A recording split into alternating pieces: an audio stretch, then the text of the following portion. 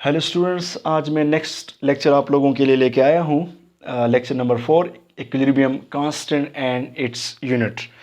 Student, बहुत important topic है, ख़ासकर इंट्री टेस्ट एंड आपके पेपर का सेक्शन ए में एटलीस्ट 2 MCQs या एक तो लाजमी आता है, इसलिए आप लोगों ने बड़े गौर के साथ इस लेक्चर को सुनना होगा। Student, equilibrium constant and its unit. सबसे पहले आपको इक्विलिब्रियम कांस्टेंट का पता होना चाहिए कि इक्विलिब्रियम कांस्टेंट किसे कहते हैं।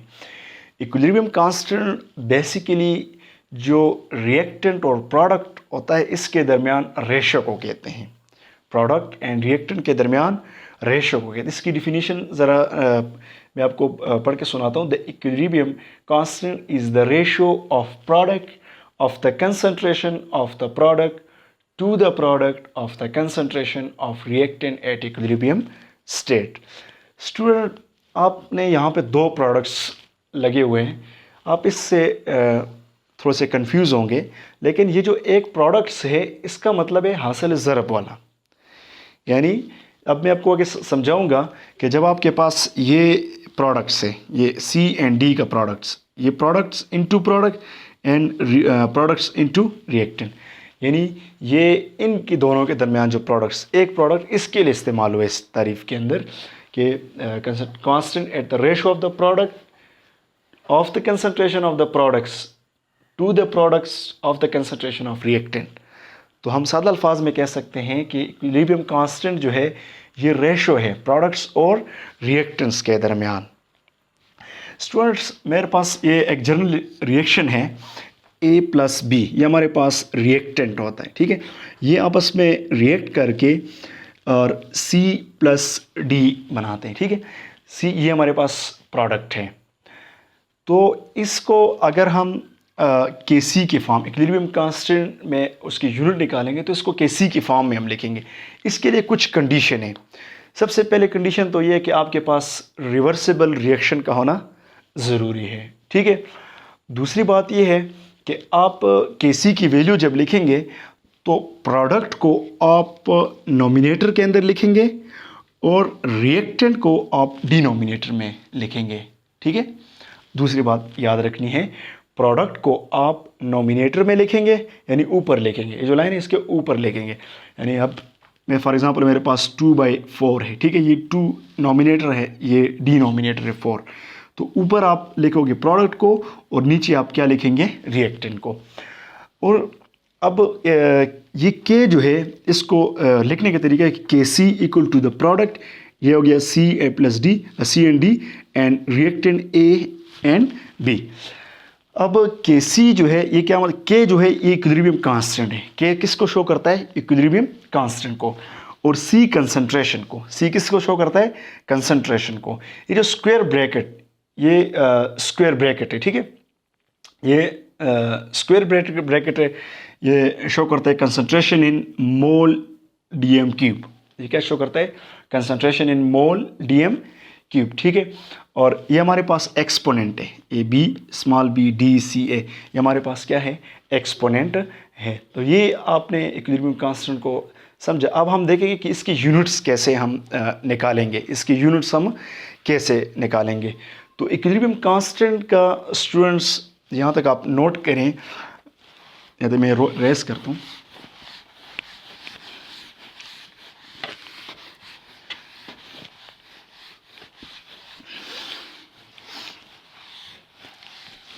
जो हमारे पास इक्विलिब्रियम कांस्टेंट है ना, इसकी अपनी खास कोई यूनिट नहीं होती, Kc की यूनिट हो नहीं होती। अब ये क्या डिपेंड करता है इक्वेशन के ऊपर, ये क्या करता है, डिपेंड करता है आपके जो इक्वेशंस होती है उसके ऊपर डिपेंड करता है। Kc की वैसे आम जनरल हालत के अंदर यूनिट नहीं होती।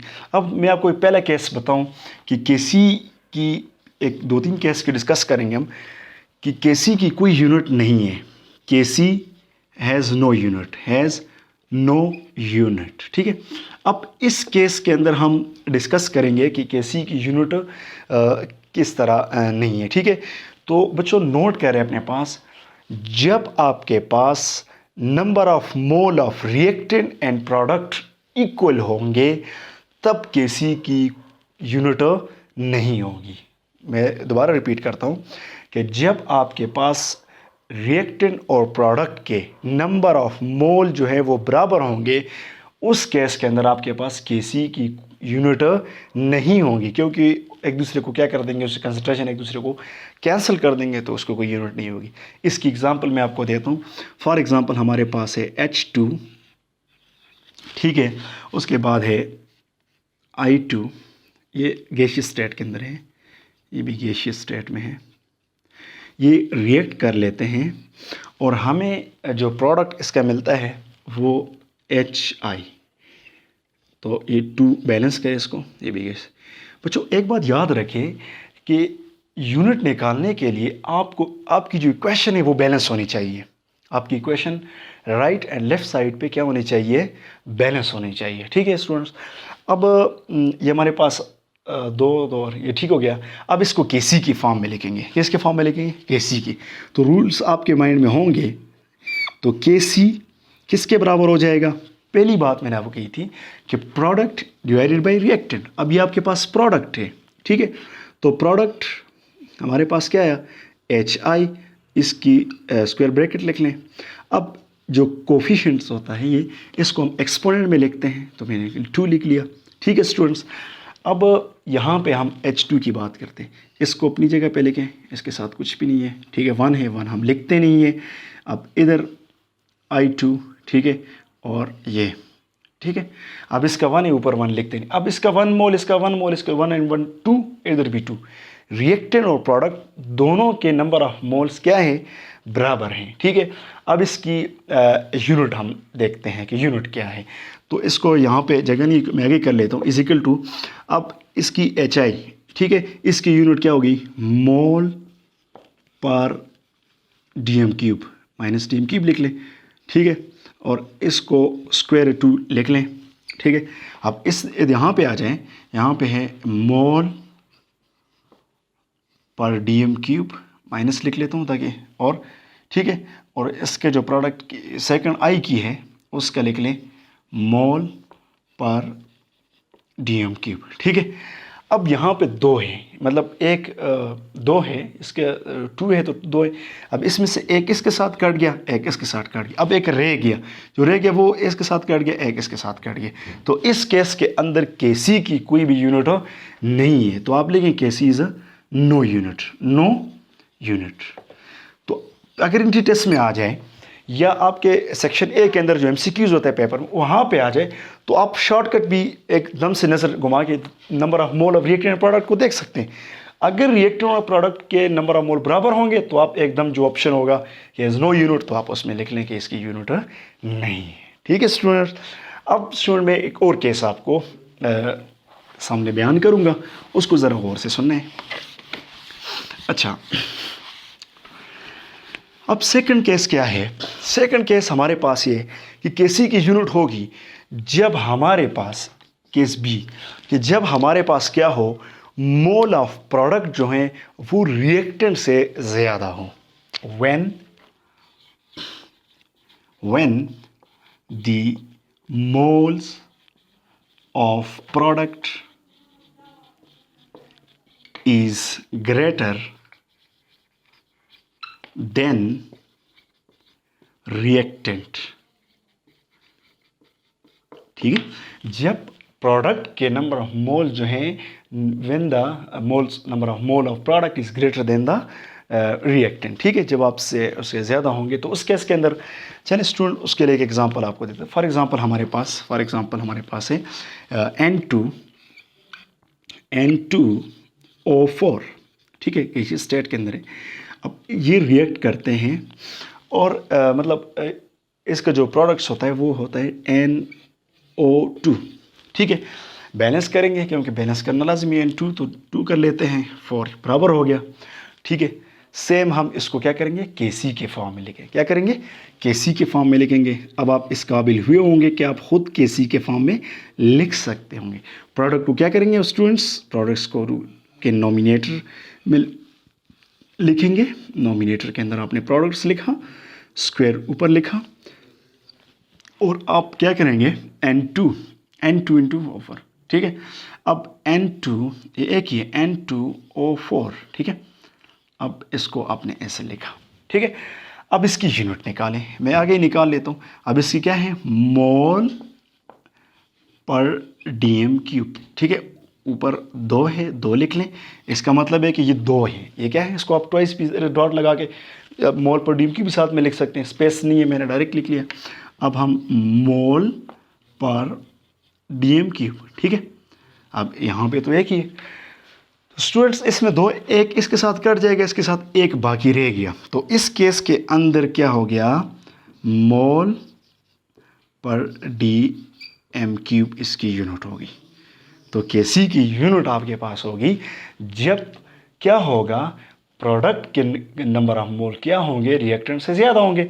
यहाँ पे ये 1 है, यहाँ पे 2 है, प्रोडक्ट के नंबर ऑफ मोल क्या है, ज़्यादा है। ठीक है स्टूडेंट्स।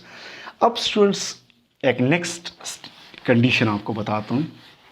नेक्स्ट आपके माइंड में भी अभी एक क्वेश्चन आता होगा, सर के प्रोडक्ट के अगर ज़्यादा, इन केस अगर रिएक्टेंट के ज़्यादा हो जाए, अगर रिएक्टेंट के क्या हो जाए, ज़्यादा हो जाए तो क्या होगा। तो कोई टेंशन की बात नहीं है, हम उसके केस कर लेंगे। Case number C, case number C हमारे पास क्या है कि when the number of mole of reactant, when the number of mole reactant is greater than product, या इस तरीके से when the product is less than reactant, when the number of mole of product is less than reactant, इस तरह भी कह सकते हैं, यानी प्रोडक्ट कम हो किससे, रिएक्टेंट से। फॉर एग्जांपल स्टूडेंट्स हम बात करते हैं, एक इक्वेशन मैं ले लेता हूँ, इक्वेशन एक जनरल एग्जांपल ले लेते हैं, बहुत फेमस एग्जांपल है। N2 प्लस H2, ठीक है, ये रिएक्ट करता है, क्या बनाता है, NH3, ठीक है। अब इसको हम बैलेंस करते हैं, कैसे बैलेंस करेंगे, यहाँ पे 2 लगाएंगे, ठीक है, यहाँ पे 2 लगा लिया, और अब ये 6 हो गया तो इधर हम 3 लगा रहे थे, ठीक है। अब देखें रिएक्टेंट के नंबर ऑफ मोल ज़्यादा हो गए, रिएक्टेंट के नंबर, ये रिएक्टेंट है, ये प्रोडक्ट है, तो product is less than reactant. अब इस केस के अंदर हम केसी की वैल्यू ड्रा करेंगे, केसी की वैल्यू आप लिखेंगे, इसको केसी की फॉर्म में लिख लें, केसी की फॉर्म में लिख लें, NH3, ठीक है, कोफिशिएंट ऊपर स्क्वायर में चला जाएगा, 2 डिवाइडेड बाई क्या हो जाएगा, N2, 1 हम नहीं लिखते, इधर से आ जाएगा H2 और 3 लिख लेंगे। Clear students. अब क्या कर लेते हैं, यूनिट निकाल लेते हैं, ठीक है।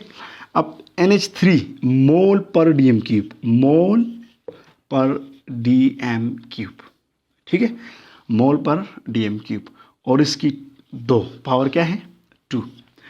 नीचे में हमारे आ जाते हैं, यहाँ पे एक N2 की आप लिखेंगे मोल पर डीएम क्यूब, ठीक है, और हाँ साथ में H2 के भी लिख लें, मोल पर डीएम क्यूब, ठीक हो गया स्टूडेंट्स।